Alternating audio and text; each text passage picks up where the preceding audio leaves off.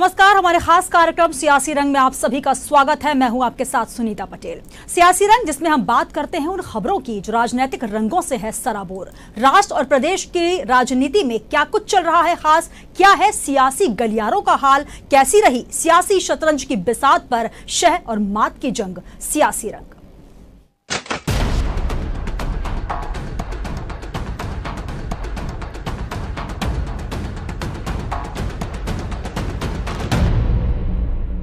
तो आप देख रहे हैं हमारा विशेष कार्यक्रम सियासी रंग, और सियासत में रंग जो है अपने चरम पर है। बात करेंगे बंगाल की सियासत लगातार अपने चरम पर बढ़ती जा रही है। अमित शाह के बंगाल रोड शो के दौरान हुए हंगामे पर पूर्व मुख्यमंत्री शिवराज सिंह चौहान ने प्रतिक्रिया दी। उन्होंने कहा कि बंगाल में कुछ लोगों ने मिलकर लोकतंत्र की हत्या कर दी है। बंगाल में बीजेपी अध्यक्ष को मारने की साजिश की गई थी, लेकिन शुक्र है कि वक्त रहते सीआरपीएफ ने उन्हें बचा लिया। अब इनको पता नहीं क्यों सपने में भी मध्य प्रदेश दिखाई देता है।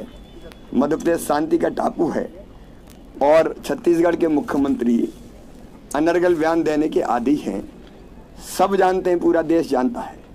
हमारे राष्ट्रीय अध्यक्ष अमित शाह जी के रोड शो पर हमला किया गया। गुंडा तंत्र ममता जी का सक्रिय हो गया और ये समझ ले ममता बनर्जी और कांग्रेस के अमित शाह जी पर हमला टीएमसी के कफन में आखिरी कील साबित होगी। तो बंगाल की सियासत में लगातार बवाल नजर आ रहा है और लगातार बयानबाजी भी जो है वो बढ़ती जा रही है। तो बंगाल के हाल कुछ इस तरह से हो गए हैं कि लहू पीने की आदी हो गई है, न जाने कैसी खादी हो गई है। इंसाफ मांगे भी तो किससे, अब तो सियासत ही फसादी हो गई है। यह सवाल जो कि बेहद गहरा है। बात करेंगे मध्य प्रदेश की। प्रदेश के पूर्व मुख्यमंत्री शिवराज सिंह चौहान के पास कोई विजन ही नहीं है। यही कारण था कि 15 साल मध्य प्रदेश में बीजेपी का राज रहा, लेकिन उसके बाद भी बात छिंदवाड़ा के विकास मॉडल की ही हो रही है। सीएम कमलनाथ के पास विजन है, इसलिए वो विकास की बात करते नजर आते हैं, रोजगार की बात करते हैं। यह बयान दिया है कांग्रेस उपाध्यक्ष प्रकाश जैन ने कहा कि शिवराज तो हमेशा अधिकारियों से घिरे रहते थे, जो अधिकारी कहते थे शिवराज सिंह चौहान वही किया करते थे, लेकिन कमलनाथ किसी की बात को सुनकर कुछ नहीं करते। कमलनाथ अपने विजन के माध्यम से प्रदेश का विकास करना चाहते हैं। इन 13 सालों में सीहोर जिले को छोड़ दीजिए, बुधनी विधानसभा में क्या इंफ्रास्ट्रक्चर डेवलपमेंट हुआ है और क्या इंडिविजुअल डेवलपमेंट हुआ। अगर आप बुधनी को विजिट करेंगे और छिंदवाड़ा को विजिट करेंगे तो आपको ये बात अपने आप समझ में आ जाएगी, आपको सवाल करने की जरूरत नहीं पड़ेगी। सर आगे वो तो छिंदवाड़ा तो बुधनी वर्सेस छिंदवाड़ा का मॉडल जो है वो दिखाते हुए कांग्रेस के उपाध्यक्ष प्रकाश जैन नजर आ रहे हैं। उनका साफ तौर पर कहना है कि 15 साल प्रदेश की सियासत पर बीजेपी का कब्जा रहा। पूर्व मुख्यमंत्री शिवराज सिंह चौहान के अगर गृहग्राम की बात कर ली जाए, उनके क्षेत्र की बात कर ली जाए, और अगर विकास मॉडल जो कि छिंदवाड़ा का मॉडल है उसकी बात कर ली जाए, तो दोनों में जमीन आसमान का अंतर है। ये कहते हुए नजर आ रहे हैं कांग्रेस उपाध्यक्ष प्रकाश जैन।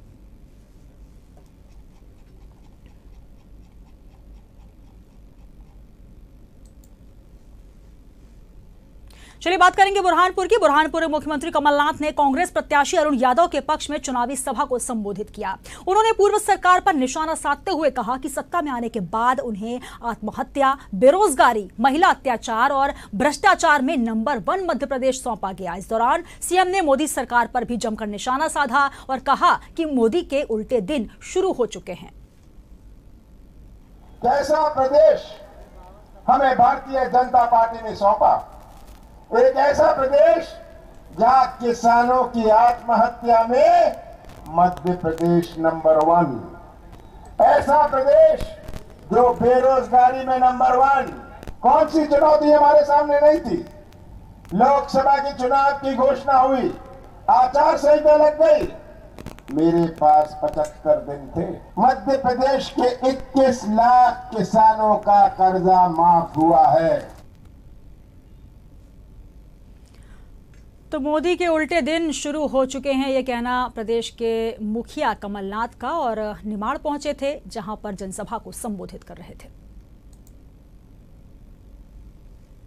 बात करेंगे भोपाल की। भोपाल से बीजेपी की उम्मीदवार साध्वी प्रज्ञा सिंह ठाकुर ने एक और विवादित बयान दिया है। साध्वी ने नाथूराम गोडसे को देशभक्त कहा। अभिनेता कमल हासन के बयान पर प्रतिक्रिया देते हुए साध्वी प्रज्ञा ने कहा कि नाथूराम गोडसे देशभक्त थे, देशभक्त हैं और देशभक्त ही रहेंगे। उनको आतंकवादी कहने वाले लोगों को अपने गिरेबान में झांक कर देखना चाहिए। तो वहीं कांग्रेस ने इस पर निशाना साधा और बीजेपी ने साध्वी प्रज्ञा के बयान से भी किनारा कर लिया है।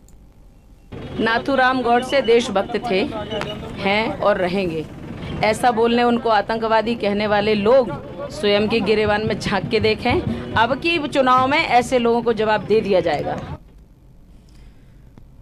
तो अगर मालवा पहुंची साध्वी प्रज्ञा ठाकुर जो कि भोपाल से प्रत्याशी हैं और बीजेपी ने लगातार अगर बात की जाए इस बयान की तो अब किनारा कर लिया है और ये भी कहा है कि साध्वी के इस बयान का जो है उन्होंने खंडन किया है। साध्वी को इसके लिए क्षमा मांगनी चाहिए। हमारे साथ कपिल मिश्रा जुड़ रहे हैं भोपाल से। कपिल, जिस प्रकार के बयान लगातार जब से साध्वी प्रज्ञा सिंह ठाकुर का नाम दिया गया है प्रत्याशी के तौर पर, विवादित बयान निकलकर सामने आ रहे हैं। एक और विवादित बयान जहां पर नाथूराम गोडसे, जिससे लगातार देश की जनता के जो है संवेदनाएं जुड़ी हुई हैं, राष्ट्रपिता महात्मा गांधी के हत्यारे के तौर पर देखा जाता है, उसके लिए इस प्रकार का विवादित बयान दिया गया है। जी कपिल। बिल्कुल सही था। जिस तरह से देखा जाए जो नाथूराम गोडसे हैं उनको राष्ट्रपिता जो जिनको बापू कहा जाता, महात्मा गांधी कहा जाता, उनका हत्यारा माना जाता है। लेकिन उसको लेकर जिस तरह से साध्वी प्रज्ञा जो भाजपा की लोकसभा सीट भोपाल से प्रत्याशी भी हैं, उन्होंने कहीं ना कहीं उनके नाथूराम गोडसे के पक्ष में बयान देते हुए कहीं ना कहीं सियासत गरमा दी है और जिससे बीजेपी और कांग्रेस दोनों में घमासान मच गया है। हालांकि बीजेपी ने उसको साध्वी प्रज्ञा का इंडिविजुअल बयान माना है और ये भी कहा है कि साध्वी प्रज्ञा को नाथूराम गोडसे पर दिए गए बयान को लेकर माफी मांगनी चाहिए।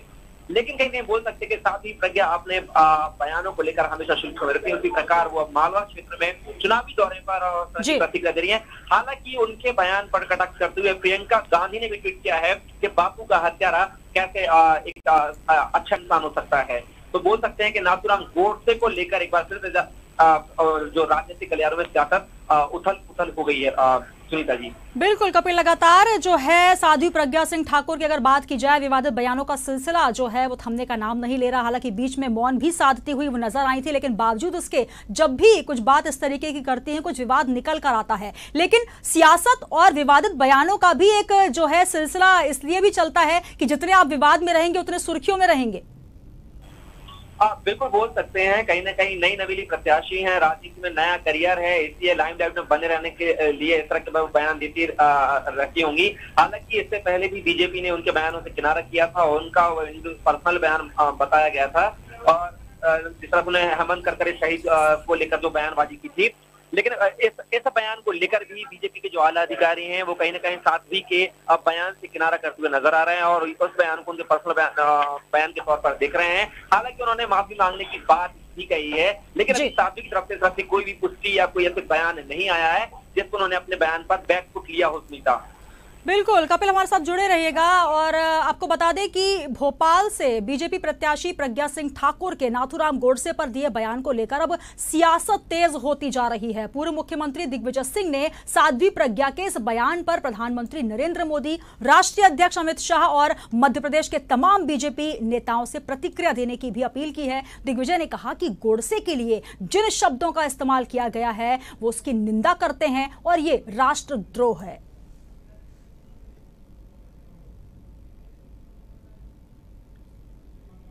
मध्य प्रदेश के भाजपा के लोग, नरेंद्र मोदी जी, अमित शाह जी और भाजपा के प्रदेश नेता, ये सब लोग इस पर बयान दें और माफ़ी मांगे, देश से माफ़ी मांगे। राष्ट्रपिता के खिलाफ इन शब्दों का जो प्रयोग किया गया है मैं उसकी घोर निंदा करता हूँ। नाथूराम गोडसे हत्यारा था और उसको महामंडित करना ये देशभक्ति नहीं है, ये राष्ट्रद्रोह।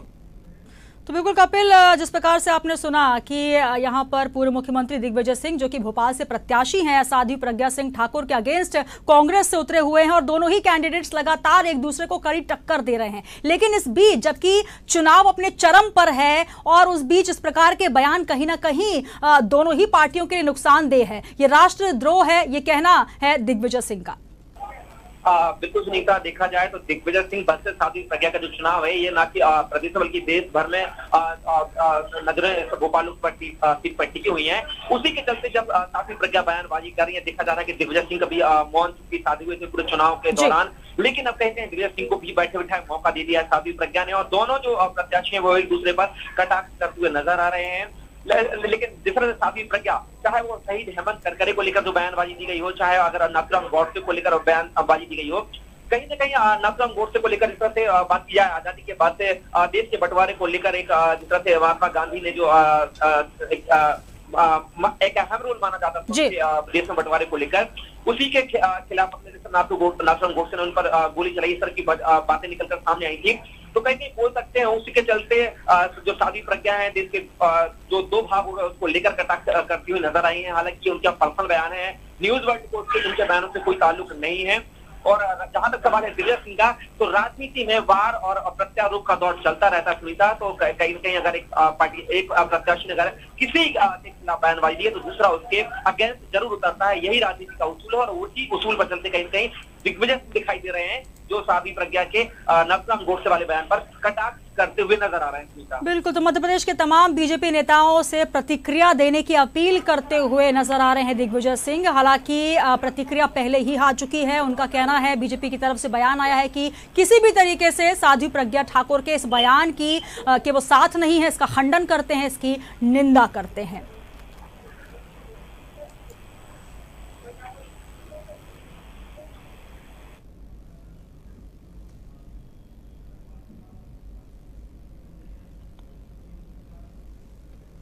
तो मध्य प्रदेश में किसान कर्ज माफी का मुद्दा भी जो है लगातार गरमाया हुआ है। सियासी रंग में हम बात करेंगे लोकसभा चुनाव की, जहां पर कर्ज माफी का मुद्दा जो कि लगातार अपनी सियासत तेज किया हुआ है। अब पूर्व मुख्यमंत्री शिवराज सिंह चौहान ने भी मान लिया है कि उनके भाई रोहित चौहान ने 25,000 रुपए का कर्ज लिया है। शिवराज ने कहा तहसील बुधनी में 24,000 रुपए का ऋण लिया गया था, 25,000 रुपए पहले ही जमा कर दिए गए थे। बकाया राशि रोहित को खुद सहकारी संस्था से लेना बाकी है। अभी शिवराज सिंह चौहान ने कर्ज माफी को लेकर कमलनाथ सरकार का एक बड़ा घोटाला तक उसे बता डाला। तो वहीं कांग्रेस प्रवक्ता पंकज चतुर्वेदी ने कहा शिवराज सिंह के भाई भतीजे के कर्ज माफी के प्रमाण सामने आ गए हैं। बार बार शिवराज अपने बयान से पलट रहे हैं। इससे साफ होता है कि उनके भाई ने कर्ज लिया है और कमलनाथ सरकार ने कर्ज माफ किया है।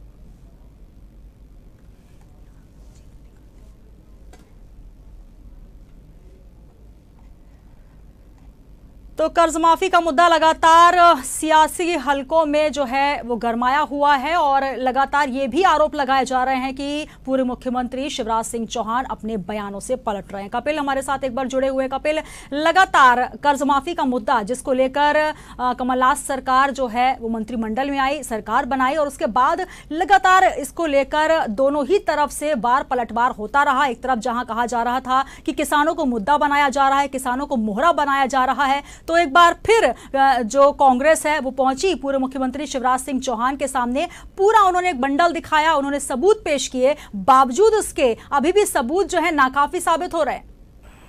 बिल्कुल सुनकर जिस तरह से कर्ज माफी को लेकर मध्य प्रदेश के साथ साथ देश में सियासत गरमाई हुई थी, उसको लेकर जिस तरह से जो कांग्रेस पार्टी ने शिवराज सिंह चौहान के भाई और भतीजों के कर्ज माफी की जो लिस्ट है वो उनको सौंपी थी कि कहीं उनका कर्जा भी माफ हुआ है। उनके परिवार ने आवेदन किया था कर्ज माफी को लेकर और जो 23 लाख किसानों का जो कर्जा माफ हुआ उसमें उनके परिवार के लोग भी सम्मिलित थे। उसके बाद शिवराज सिंह चौहान ने जिस तरह से खंडन किया, उनके जो भाई है रोहित चौहान वो भी मीडिया के सामने आए। उन्होंने कहा कि मैंने कर्ज माफी के लिए आवेदन ही नहीं किया बल्कि मैं इनकम टैक्स पेई हूँ, तो किस आधार पर मेरा जो कर्ज माफ किया गया। कहीं ना कहीं कांग्रेस की बाहवारी लूटने को चक्कर और कांग्रेस की जो बोल सकते हैं कि लापरवाही के चलते जो रोहित चौहान का वो कर्जा माफ हुआ था, उसके बाद कांग्रेस का लगातार पलटवार रहा शिवराज सिंह चौहान पर, पूर्व मुख्यमंत्री पर। लेकिन आज इससे पहले शिवराज सिंह चौहान का भी एक्सेप्ट नहीं कर रहे थे कि उनके परिवार ने कर्जा लिया है, लेकिन आज पूर्व मुख्यमंत्री शिवराज सिंह चौहान ने इस बात को स्वीकार किया कि 24,000 रुपए का ऋण उनके रोहित चौहान के द्वारा लिया गया था, लेकिन जिसकी भरपाई उन्होंने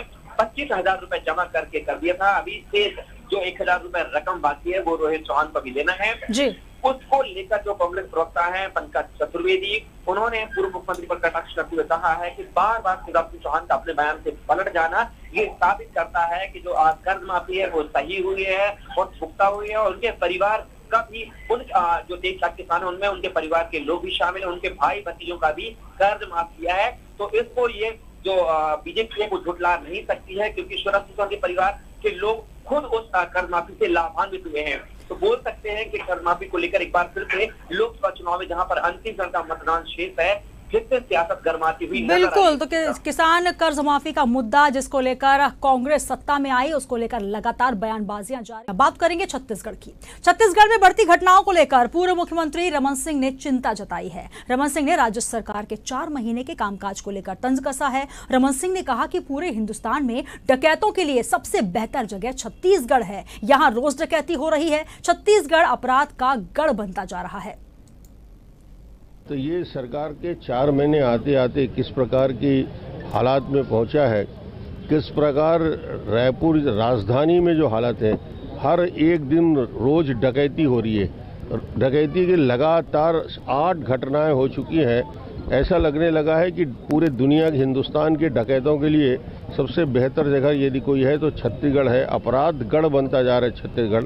लूट फिरौती की घटनाएं हो रही है। पुलिस पूरी तरीके से सिर्फ एक काम में लगी है, विपक्ष के लोगों को, भारतीय जनता पार्टी लोगों को कैसे प्रताड़ित करें। पुलिस के पास कोई दूसरा जिनका बयान आप सुन रहे थे, उन्होंने कहा है कि हिंदुस्तान में डकैतों के लिए सबसे बेहतर जगह अगर कोई है तो वो छत्तीसगढ़ है। यहां लगातार डकैती हो रही है। तंज कसते हुए नजर आए 4 महीने के कार्यकाल में। आपको बता दें कि मुख्यमंत्री रमन सिंह चिंता जताते हुए नजर आ रहे थे और एक रैली में वो शामिल हुए, जहां पर रमन सिंह ने राज्य सरकार के 4 महीने के कामकाज को लेकर तंज कसा। रमन सिंह ने कहा कि हिंदुस्तान में अगर डकैतों के लिए सबसे बेहतर कोई जगह है तो वो छत्तीसगढ़ है। लगातार यहां पर डकैतियां हो रही हैं। छत्तीसगढ़ अपराध का गढ़ बनता जा रहा है।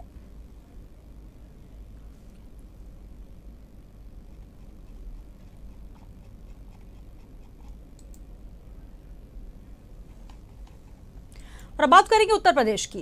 कांग्रेस के शासनकाल पर जमकर निशाना साधा बसपा सुप्रीमो मायावती ने। उन्होंने कहा कि कांग्रेस के शासनकाल में गलत नीतियों की वजह से ही पार्टी को केंद्र और राज्यों की सत्ता से वापस होना पड़ा है। इस बार भाजपा केंद्र की सत्ता से बाहर चली जाएगी। तो वहीं अखिलेश यादव ने कहा कि आप दिन गिन लें, अब केवल 7 दिन बाकी हैं। देश को नया पीएम मिलने जा रहा है। ये धोखे वाली सरकार है। पीएम ने कितनों को धोखा दिया होगा, मगर बनारस को जो धोखा मिला है वो किसी को नहीं मिला होगा।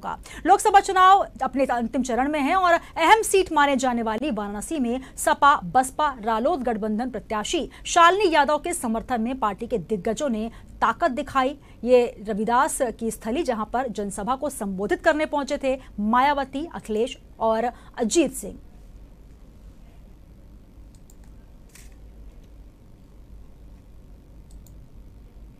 और सियासी रंग में फिलहाल के लिए इतना ही। लगातार सियासी खबरों को लेकर हम रोज हाजिर होते हैं और आपको बताते हैं राजनीति के रंगों से सराबोर राष्ट्र और प्रदेश की स्तर की राजनीति में क्या कुछ चल रहा है। तब तक आप बने रहिए हमारे साथ और दीजिए इजाजत।